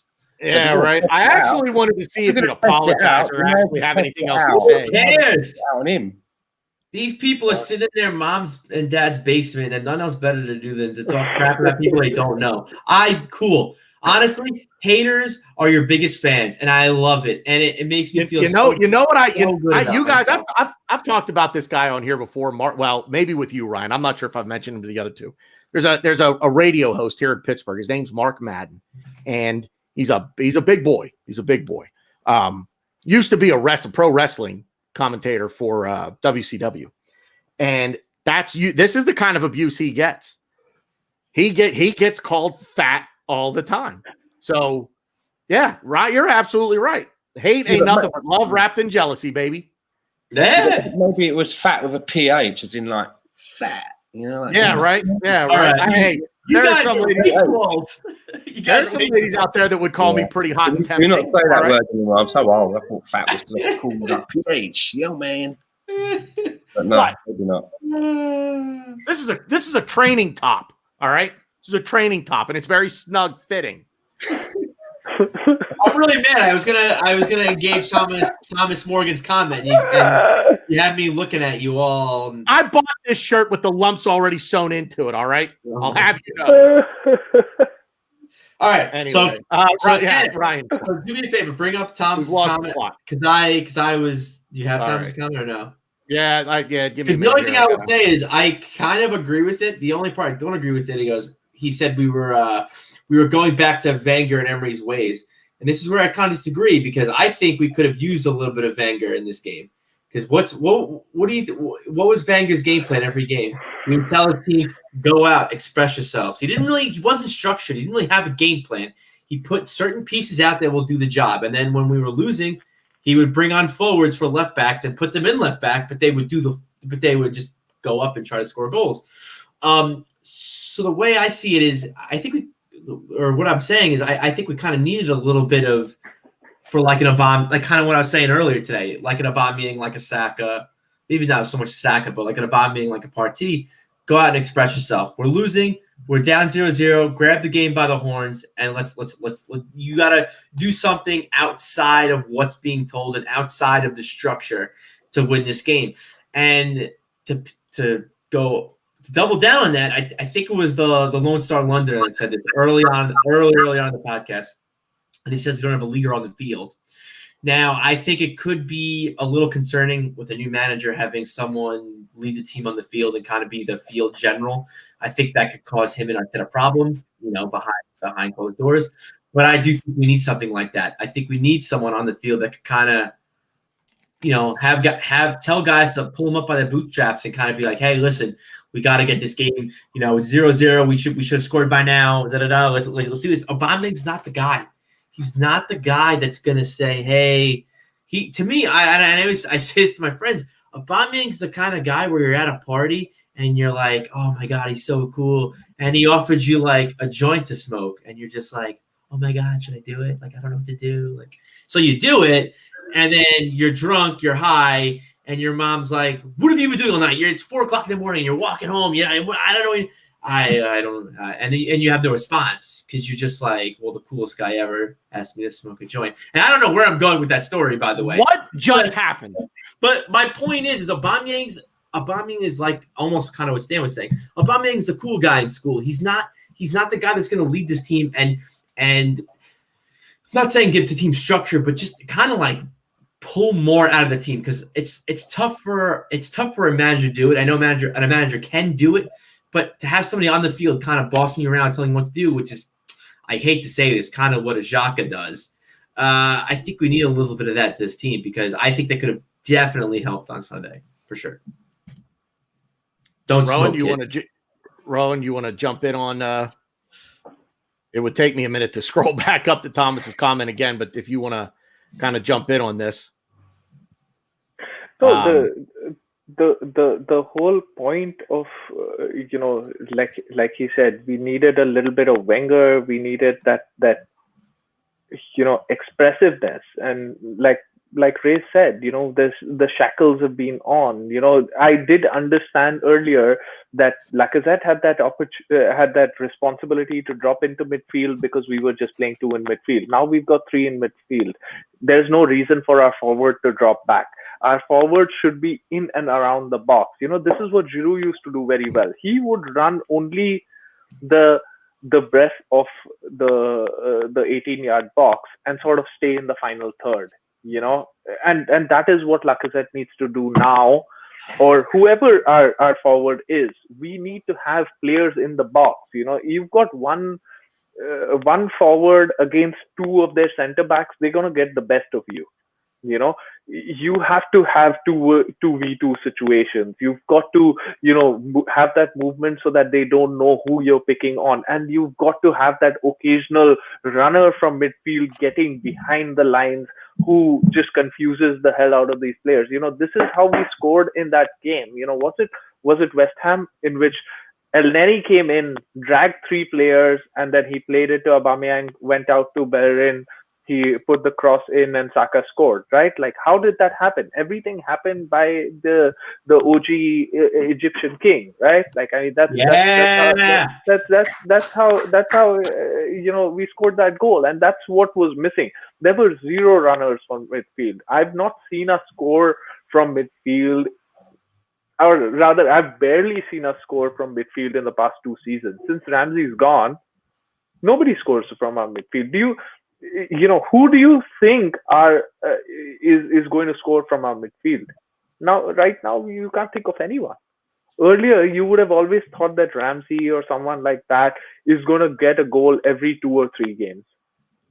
He's going to get you 10, 12 Premier League goals. We've got 0 goals from midfield. So you're and this is gonna sound stupid, but like your 10 outfield players, you ideally want a goal from all of them, right? You want them all to be capable of putting the ball in the back of the net. But to me, I'm gonna name more than 3 people, but Saka, Pepe, Willian, Aubameyang, Lacazette, Eddie, all of those guys are capable of scoring goals. I don't think we necessarily need a midfield that can score. Yeah. We just need a midfield that could. Lenny else probably do what he wants. Yeah, okay, I agree with that. Thank you, Colorado Gunner. I just think we need a midfield that can work, and that's the thing. I thought our midfield in the first half was actually phenomenal. Offensively, creatively, not so much. But we bullied James Maddison. Maddison was on the floor every 3 minutes, pleading to the referee to blow the whistle, give a card, call a foul. We put him on his ass every chance we got. Thank you, United Arena. I still hate Manchester United, but dude, you're a stud, man. Thank you so much for joining us. Yeah, hey man, thanks for being here every Tuesday night, 9:45 p.m. Eastern time. We really appreciate you being here, United Arena. Thank you very much. Hang on real quick, Ryan. United Arena, if you're still here, drop your Twitter handle in the comments for us real quick, so we can all make sure that we give you a follow, give you some love on the tweet machine as well. So thanks again, brother. Yep. Ryan, so yeah, like I thought our midfield did actually a really good job. Midfield gave space to David Luiz, who quarterbacked our team in the first half, and kind of was pinging passes to Tierney, pinging passes to Aubameyang. He was moving the ball around really well. Granted, I think Leicester kind of made a really big mistake in letting David Luiz do that, but again, I think our midfield did a really good job in kind of keeping the space, keeping the pressure, and like I said, I think in a normal game without Partey, and this is kind of what I don't think I said this to you, Tanner, in our group, but the reason why I prefer Partey so much is just because of the bullying. I hate bullying, obviously, but just the way he put Maddison on his butt every time, and not even just him, everyone did it.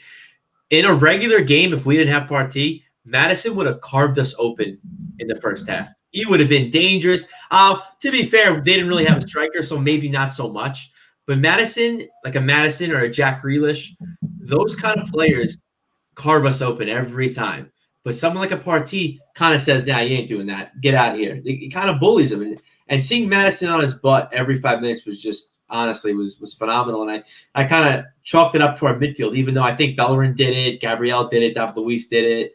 But I think this midfield is slowly turning itself around.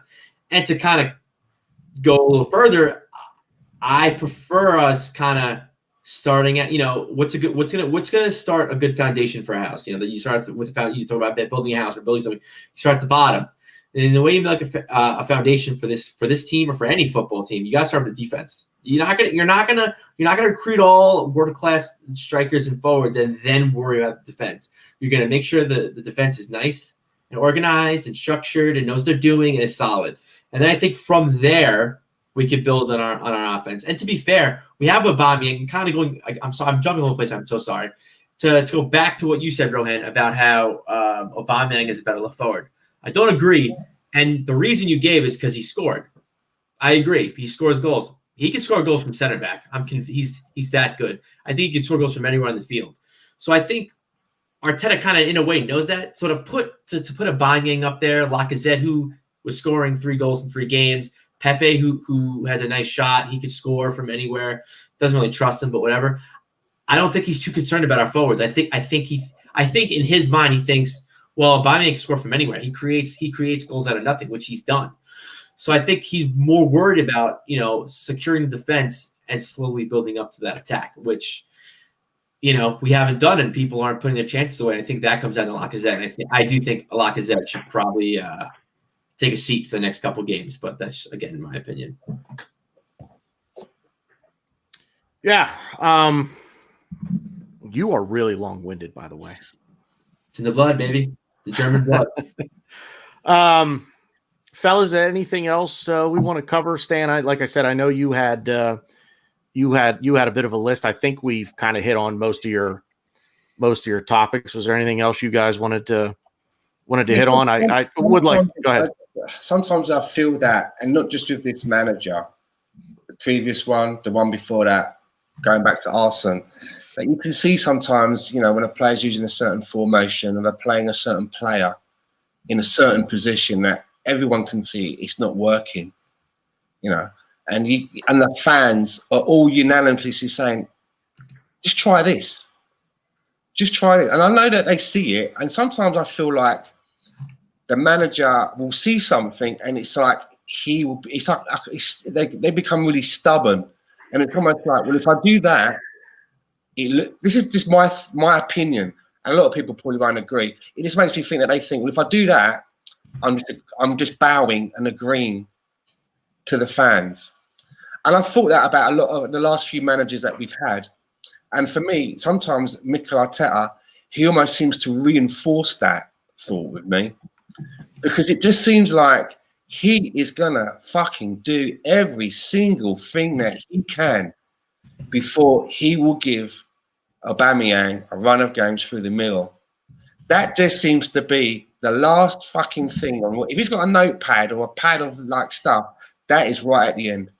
He will do everything. He'll probably play Leno through the middle before he. It really kind of seems like it, doesn't it? He just seems absolutely hell bent on not playing him there. To me, it just looks. Hold on. To me, it just looks stubborn. So sometimes I think, well, if everyone's kind of crying out for that, and that is an option, do it. Show us that you know better. And when it doesn't work, we can all sit back and go, well, Mikel knows best, because that's obviously not going to work, right? But to go there and just stick in Willian, I don't buy that. I don't buy it. I want to give a quick shout out here to I'm going to butcher this, I know, and I'm very sorry. Is it Akash or Akash or Akash? Akash. Akash. Akash. Akash. Okay. Akash Ghosh. Yeah. You interact with me all the time on Twitter, man. Thank you very much for being here. Really appreciate it. I think you interact with me too. Yeah. Yeah, thank you very much for the kind donation, man. Really appreciate it. Good to see you here. Yep, absolutely, man. Top Gooner right there. Thanks for being with us, man. We really appreciate it. Good stuff, Ryan. Go ahead, Ryan. Agree with this comment, right? This is what happened. So they had everyone behind the ball, and then we had our forwards with them against the defenders, and then our midfield in front of their all of their players, but nobody was in between, and nobody was playing there. How are you gonna? It was disjointed. The only way we could connect our defense to attack was David Luiz playing that long ball, and that's not going to work. But the hope is that we will rectify it. The hope is that he's probably understood, and he said maybe we need athleticism, and we'll get EMN into midfield. Ryan's going to like that. Or maybe he's going to be maybe El Nani's played well and he could unlock, Partey, like I think Ray said, and that's going to be something that might work. Or he might be let me make sure that Ceballos hasn't had a bong hit before coming on, so that he can freaking pass the ball to the next guy, and that might work. Well done. So any of that, right? All right, quick thing I wanted to say real quick. Okay, let me preface this by saying, based on who we have and how everyone's playing, I kind of think we should try Aubameyang through the middle. But I don't know if you guys know this. Aubameyang has never played through the middle his entire career. And even Dortmund, he didn't play in the middle. He played in a two. Sorry, I'm so sorry. I couldn't figure that out.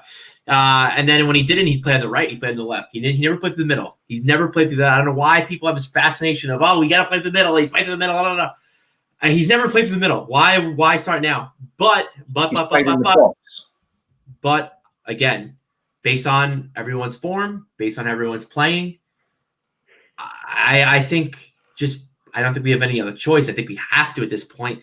I think, and kind of going back to, I was kind of trying to tie this together with my question to you guys about who's the better left forward in Saka or Aubameyang. Because I think we need to have Saka. I originally said I want Saka as a left midfielder, but in reality, I think his creativity, his eye for goal, his runs that he makes, I think we should kind of put him at left forward and kind of have Aubameyang groom him a little bit. And I think at that point you have to play Aubameyang to the middle. And it sucks. I personally think we should play Pepe on the right, but I think Pepe, like I said, he's a confidence player. We don't really value him. How do I explain this? He's the kind of player where, you have 3 kids. He's the one of the 3 kids where you just gotta hug him and tell him you love him every night, or else he gets like you. or else he gets upset and he doesn't do what he does. If you tell him you hug him and you love him every day, it kind of gives him, almost in a way, it kind of gives him a purpose. Gives him that little drive. Because let's face it, some of his the free kick goal, the 2 free kick goals in the Europa League, Valencia, was it? Or I don't even know. And then yeah, perfect. And then at the end of last season, he was one of our better players. I'm not saying he's our best player. He's going to be our best player. He's going to be worth that $72 million price tag. I don't even know what $72. I can't speak. Point is, I think I'm about to mute you. No, stop. I'm almost done. It's great that you're not on a podcast.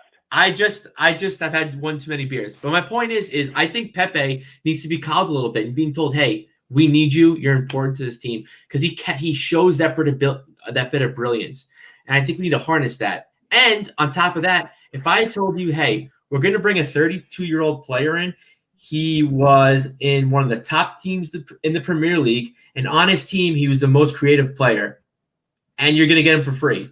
You're going to say, let's sign him up. The fact that he's a Chelsea reject, everyone goes, he's from Chelsea, not again, not another Petr Cech. It's different. This is different. He was Chelsea's most creative player, and we need to utilize that. And we're not utilizing that, which is kind of, I blame Arteta for that. But I think this everyone slacking Willian, I think is getting a little ridiculous. But to be fair, he hasn't played well. I just think he needs to be that creative presence that he was at Chelsea, because I do think he can do that, and I think he can do wonders for Aubameyang. He could do wonders for Saka and even a Pepe. So I think it's just a matter of finding the right combination to this puzzle to unlock it, because our defense, and I even think our midfield is getting there, into being structured, sound, and preventing the other team from scoring. So I think that's going to be the last word. Quick. I mean, that was Jesus Christ, man. It has to be, right? Yeah, pretty much. Jesus. I'm going to cut you off your mic and your beer consumption. Woo! Anyway, no, we really do love Ryan here. He really is the child that he literally just described. I need to be so when this is all over and you guys don't see actually what happens when the camera goes dark, we'll all sort of, virtually hug Ryan and tell him that he's okay. So I mean this in the most literal sense of the word, of the phrase, but I want you guys, Rohan, I'm going to start with you. Go through, just give me a quick synopsis preview in your own words of the game against United. What are you looking for? I don't need a prediction or anything like that. Defensively, we've been okay. So if we just keep doing what we've been doing, we'll be fine. Offensively, we need runners into the box, into their box. They've just had a drab 0-0. They wouldn't want to have another draw there. The onus will be on them to sort of want to come out and attack, because their home form hasn't been good. The home game previous to that, they lost to the Scum 6-1. Last game was a draw, 0-0. this game they'll want to come out and sort of win at home, and we can use that to our advantage. Everybody needs to put in a performance. This is not a great side, they're an okay side. They rely on penalties. They were lucky against Chelsea to not concede that penalty. And when Maguire was all over, when he was all over Aspi, right? So similarly, we have to be prepared for that eventuality that there will be some decisions going against us, as they do, but we should have that confidence that this is a team that really isn't as good as they think they are, and this is our opportunity. I think this is an opportunity to sort of get that away win that we've been looking for against a Big Six team. So I don't know with what sense I should go in there with confidence, but because the basis and the foundation is there with defense, I trust that the next game we're only going to get better. I don't want these players playing in the Europa League. I want a whole starting 11 that's going to be new. We should have that extra advantage of playing against Manchester United, our fresh starting 11, and putting in a performance away at Old Trafford. Come on, you Gunners. Stan. Well, look at the last results that Man United have had at home. They've not been very good. So I just don't want this to be an opportunity where, they're going to get their bounce back against Arsenal. We should be able to go there and to, continue the fashion that's been happening with Man United. Go there and just step on them and not take our foot off. I mean, they've got a great player there. They've got one of my favourite players at the moment in Donny van der Beek. They're not even playing him. Yeah. Because he can't get in a team ahead of Pogba or what's his name? The other one, Fernandes. Yeah, Fernandes. That's taking up his space. I don't even know why. I don't even know why they bought him. Fernandes. I don't want us to. We should be able to go up there and not be that anomaly where this is the game where they get their mojo back against Arsenal. And we get a little bit of a hide and all. We have one of those games where we just Thomas Partey needs to get back into the game. Mikel Arteta needs to find a way of how to make sure that he gets on the ball more in midfield. Yeah. Ryan, and I do mean really quick. I'll give you the finger, but I like you too much. No, I think I just want to. The only thing I really care about. I hate Man U. I want 3 points, but the thing I really care about is I really want to see this midfield work. I want Arteta to kind of figure out what's the best midfield for us, because I think, to me, defensively we're doing really well. I think the midfield's the next key to unlock, and I think Partey 100% should be in there. I hate to say this, but I almost want to say Xhaka plays in the back. He kind of pushes back. The back two, he kind of creates a back three. Our fullbacks go up. And then our two double pivots will be probably Partey and AMN. That's what I want to see. I don't think he's going to do that, but I definitely think we need runners in midfield. We need guys to carry the ball. We need athleticism with the ball, without the ball. And I think I would also, if Willian's fit, I would like to see him maybe play a 10 or some kind of creative midfielder for us. At this point, I've said this a million times. I don't think we're a good enough team to make the Champions League. And even if we make it, I don't know how we'll do as far as getting out of the group, getting into the knockout stages. But I just want to see a cohesive unit, and I want to see players play in the right positions, and I want to pull as much as I can out of those players. So, one last point as well. We've also got a 12th man because the referee is Mike Dean. So we've also got that to contend with as well. Of course. Yeah, Mike Dean's been better with us, but he loves Man U, so it is what it is. So I'm going to get the last word in here, guys. And bottom line, I'm actually looking forward to Thursday. I want to see what happens on Thursday. What kind of a side does Arteta decide to go with? Who does he put out there? Because I think that will answer a lot of questions for Sunday. As far as Sunday is concerned, bottom line, need an effort. They're ripe for the picking. It's time to end the drought at Old Trafford and get a win finally. And hopefully this is the kind of win, if we can go in and put in a performance on Sunday, that can propel us through this next run of games into the next international break, which I think is coming up in weeks now. It's somewhere in November. I know we don't get out of the month of November without another international break. Yeah, so just I want to see a bit of a different lineup on Thursday, and we definitely need a performance on Sunday at Old Trafford. So I want to thank everybody in the chat box. You guys were absolutely great tonight. Big up yourselves on that. Everybody watching on replay, thank you guys all very much. Really appreciate anybody just listening.